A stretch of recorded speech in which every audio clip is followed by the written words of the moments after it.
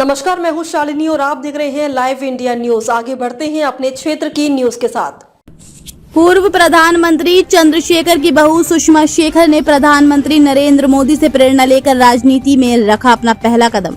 खबर यूपी के बलिया से है, जहां पूर्व प्रधानमंत्री चंद्रशेखर की बहू सुषमा शेखर ने प्रधानमंत्री नरेंद्र मोदी से प्रेरणा लेकर राजनीति में रखा कदम। राजनीतिक उत्तराधिकारी घोषित करने वाले देश के बड़े नेताओं को दी नसीहत। कहा, आजकल के नेता अपने बेटों को उत्तराधिकारी घोषित कर रहे हैं, मगर उनके पिता चंद्रशेखर ने कभी भी अपने जीते जी अपने नाम का इस्तेमाल कर राजनीति में आने नहीं दिया। चंद्रशेखर ने मुझे अपने जैसा ढाला, उसी के सहारे उनके जाने के बाद हमने राजनीति में रखा अपना छोटा कदम। नरेंद्र मोदी जी ने हमारे देश और संस्कृति को बचाया है, उनसे हमें मिलती है प्रेरणा।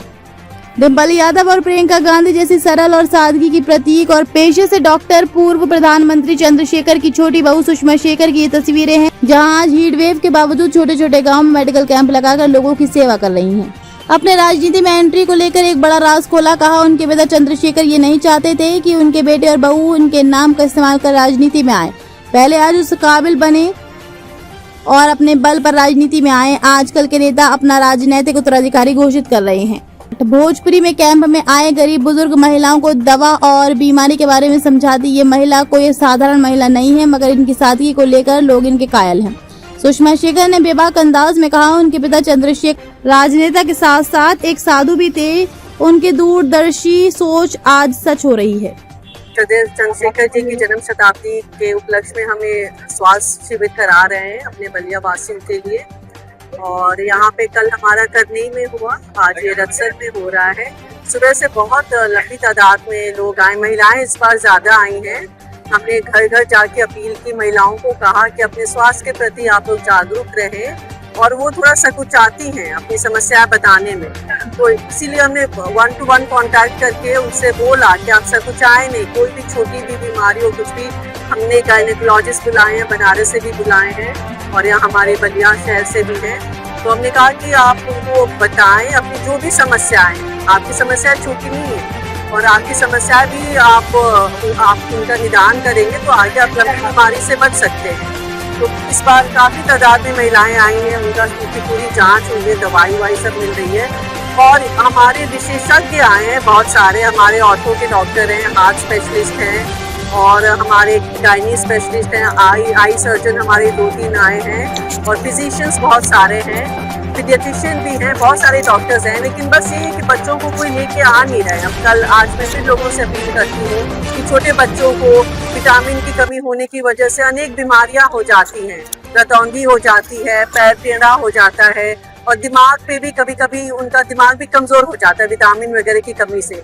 तो मैं यही अपील करना चाहती हूँ कि बच्चों को लाए ताकि उनकी जांच हो सके। समय पे जांच होने से, समय पे दवाइयाँ मिलने से उनका भविष्य आगे उज्जवल रहेगा, उनका शरीर स्वस्थ रहेगा।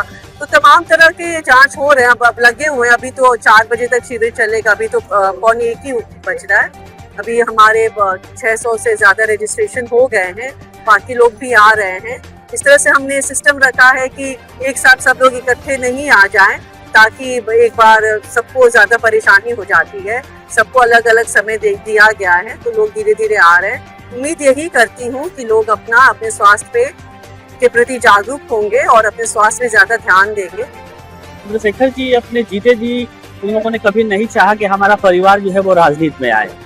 चंद्रशेखर जी के जाने के बाद पिताजी का सही सोच था, क्योंकि वो कहते थे कि जो भी आएगा या तो मेरे नाम को भुनाएंगे, या फिर तो वो ऐसी राजनीति को वो नहीं करते थे। अगर आप उसके काबिल हो तब आओ। नीरज शेखर भी पिताजी ने कभी नहीं कहा, नीरज शेखर भी पिताजी के जाने के उपरांत ही आए। शुरू से उन्होंने भी बहुत जमीनी लड़ाई लड़ी है। आपको पता है, बहुत सारे राजनीतिक परिवार है, पहले से ही लोग घोषित कर देते कि हमारे बाद ये। हमारे साथ ऐसा कुछ नहीं हुआ। तो ये परिवार बात तो आप हमारे साथ लगा नहीं सकते हैं। हमने संघर्ष किया, नीरज जी ने पूरा संघर्ष किया है। मैं भी बच्चे जब थोड़े बड़े हो गए, 12 पास कर लिए, तो मैं भी अपना पूरा समय दे रही हूँ, क्योंकि लोक सेवा ही तो इस देश के नागरिक हैं। हमारा कर्तव्य बनता है, जहाँ पे हो सके जितनी सेवा, तो अपने घर से ही सेवा शुरू करनी चाहिए। तो वही मैं करती हूँ। ये बातें हम क्या करें, हम बस पिताजी युग पुरुष थे, पिताजी की तुलना किसी से की नहीं जा सकती। वो ऋषि थे कि वो राजनेता थे, पता नहीं वो क्या थे, भगवान ने उनको अलग से ही बना के भेजा था। लेकिन हम अपना जितनी हमारा सामर्थ्य, हम उस हिसाब से अपनी चीजें कर रहे हैं।